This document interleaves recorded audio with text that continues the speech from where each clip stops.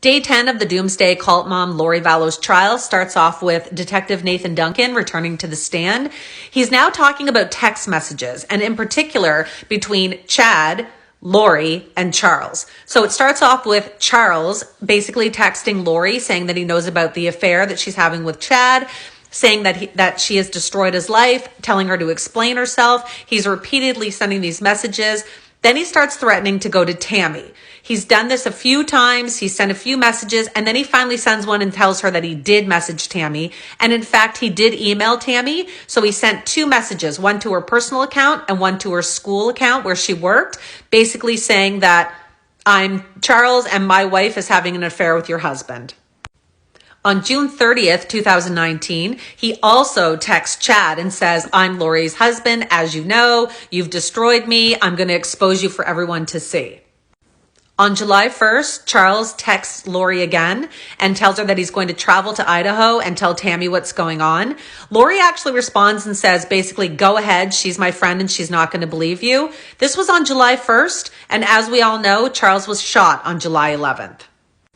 Detective Duncan also shares that he found some emails between Lori and Alex. In particular, on July 9th, 2 days before Charles is shot, Lori emails Alex and says that the plot is thickening and everything's going to come to a head this week.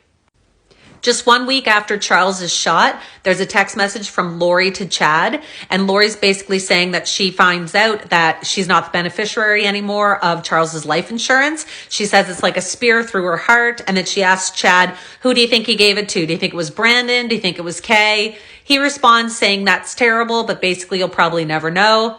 She texts back a few minutes later and says that she talks to the insurance company, and they say that it was changed back in March. And Lori's response to Chad is that it must have been when Charles was being invaded by the Ned spirit before they removed Ned from his body. And then she tells him, don't worry, I'm still going to get the $4,000 from Social Security.